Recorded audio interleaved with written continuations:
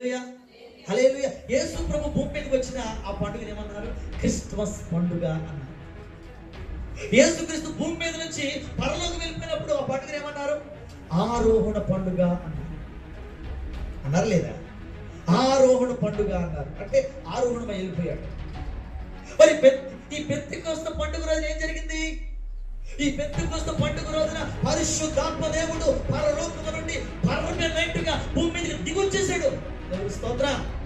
ఎడగొచ్చేసాడు, భూమి మీదకి పర్మనెంట్ గా దిగొచ్చేసాడు. పాత నిబంధన కాలంలో పరిశుద్ధాత్మ దేవుడు ఎలా వచ్చి తెలుసా? వచ్చి కొద్దిసేపు ఉండి వెళ్ళిపోయాడు. మరలా అవసరమైనప్పుడు వచ్చి మాట్లాడి వెళ్ళిపోయాడు. పాత నిబంధన కాలంలో పరిశుద్ధాత్మ దేవుడు ఉన్నాడు. కొత్త నిబంధన కాలంలో పరిశుద్ధాత్మ దేవుడు ఉన్నాడు. ప్రస్తుత కాలంలో పరిశుద్ధాత్మ దేవుడు శాశ్వతంగా పర్మనెంట్ గా ఉండిపోయాడు. దేవుడికి స్తోత్రం. హల్లెలూయా.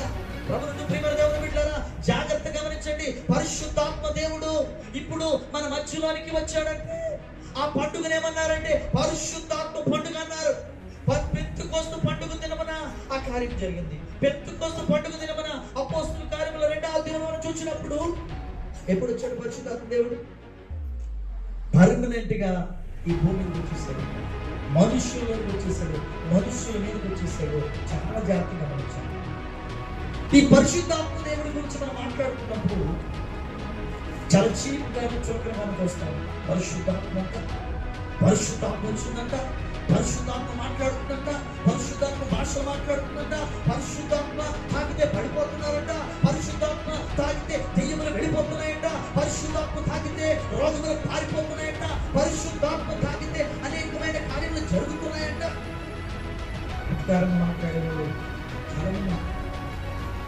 ఈరోజు కూడా పరిశుద్ధాత్మ లేని సంఘాలు ఉన్నాయి. పరిశుద్ధాత్మ లేని గృహాలు ఉన్నాయి. పరిశుద్ధాత్మ లేని జీవితాలు ఉన్నాయి. పరిశుద్ధాత్ముడు లేని కుటుంబాలు ఉన్నాయి. ఈ రోజున పరిశుద్ధాత్మని ఎవరు ఆహ్వానించట్లేదు, దురాత్మలు ఆహ్వానిస్తున్నారు. దేవునికి స్తోత్రం. చెడ్డ ఆత్మలు ఆహ్వానిస్తున్నారు. లోకములో ఉన్న వాటిని ఆహ్వానిస్తున్నారు. లోకంలో ఉన్న ఎందుకు పనికిరాని అపవిత్రాత్మలన్నిటినీ నాలోనికి రండి, నాలోనికి రండి అని ఆహ్వానిస్తున్నారు. ఈ రోజున పరిశుద్ధాత్మ దేవుడికి చోట్లేదు. పరిశుద్ధాత్మ దేవుడికి విలువ లేదు. పరిశుద్ధాత్మ దేవుడికి ఏమాత్రం కూడా విలువ ఉంచేవారుగా ఏ సంఘాల్లో చూసినా ఎక్కడ చూసినా కనబట్టలేదు. దేవుడికి స్తోత్రం. ఏదో కొద్దిసేపు ఆరాధన చేస్తారు, కొద్దిసేపు వాక్యం అయిపోతారు అంతే. పరిశుద్ధాత్మ దేవుడు కన్నా ఇక్కడ కంట కూర్చోబెడుతున్నాడంటే అది మీ వల్ల కాదు, మీ అంతటి మీరు కూర్చుంటే దేవుడు స్తోత్రం.